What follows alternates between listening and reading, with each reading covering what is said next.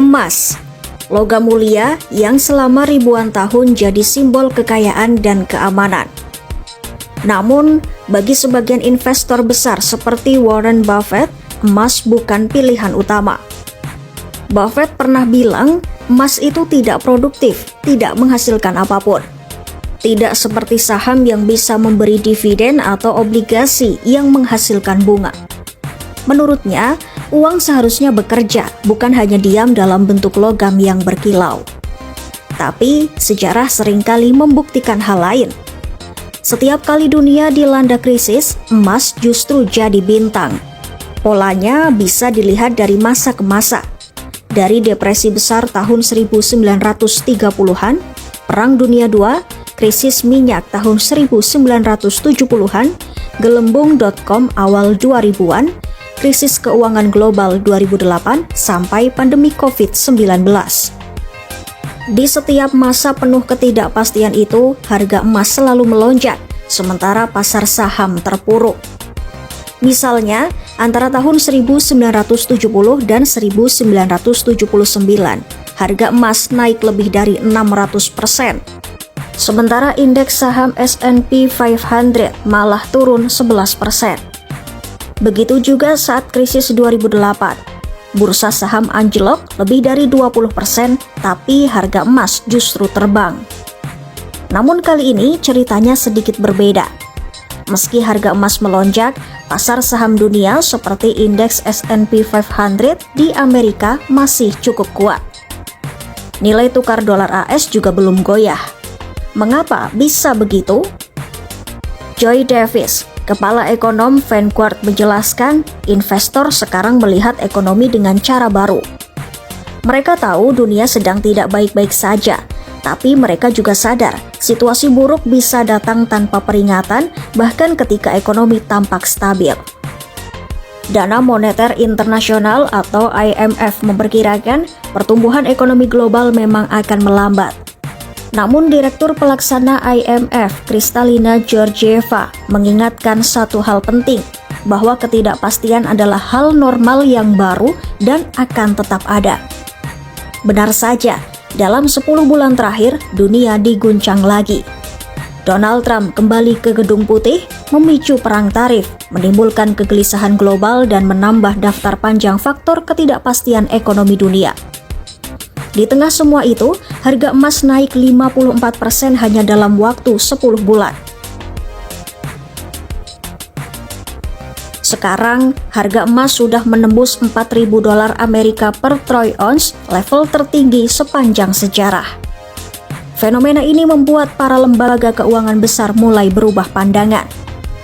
Morgan Stanley misalnya, kini menyarankan para kliennya untuk menaruh 20% portofolio investasinya di emas. Biasanya, komposisinya 60% saham dan 40% obligasi. Sekarang, mereka ubah jadi 60/20/20 dengan perbandingan saham, emas, dan obligasi seimbang. Ray Dalio, pendiri Bridgewater Associates, bahkan menyebut emas kini lebih aman daripada dolar AS. Ia menyarankan investor menaruh hingga 15% dari total aset ke dalam bentuk logam mulia ini. Apakah ini berarti Warren Buffett salah? Tidak juga. Pandangan Buffett tetap relevan. Emas memang tidak menciptakan kekayaan, tapi bisa mencegah orang kehilangan kekayaan. Emas melindungi nilai uang dari inflasi dan gejolak ekonomi, bukan menambahnya secara produktif. Jadi, emas bukan jalan cepat menuju kaya, melainkan pagar agar tidak jatuh miskin. Lantas, sampai kapan harga emas akan naik? Beberapa lembaga riset punya pandangan berbeda. Metal Focus memperkirakan harga emas bisa mencapai $5.000 per troy ounce pada 2026. Sementara Goldman Sachs lebih berhati-hati. Mereka menaksir harga emas akan stabil di kisaran $4.300 pada akhir 2026. Yang jadi pertanyaan, apa yang membuat harga emas terus meroket? Salah satu faktor utama datang dari kebijakan Trump. Perang tarif yang diluncurkan sejak April 2025 membuat pasar global kembali tegang. Investor cemas inflasi naik, biaya impor melonjak, dan kebijakan ekonomi AS semakin tak terduga. Belum lagi krisis politik di dalam negeri AS yang berujung pada government shutdown atau penghentian sementara layanan pemerintah. Kondisi ini membuat data-data ekonomi penting tertunda dan pelaku pasar makin bingung mengambil keputusan. Tapi bukan hanya kebijakan Trump yang memicu kenaikan harga emas. Faktor lain datang dari tren global. Bank-bank sentral dunia meningkatkan pembelian emas dalam jumlah besar sejak 2022. Dewan Emas Dunia mencatat, pembelian emas oleh bank sentral kini mencapai lebih dari 1.000 ton per tahun. Negara-negara seperti China, India, dan Turki berada di barisan depan pembeli emas. Mereka menambah cadangan logam mulia sebagai upaya melindungi aset dari sanksi ekonomi dan fluktuasi nilai mata uang. Kini, sekitar 20% dari seluruh emas yang pernah ditambang di dunia dipegang oleh bank-bank sentral. Selain itu, faktor budaya juga berperan. Di India dan China, emas adalah bagian dari tradisi dan simbol kemakmuran.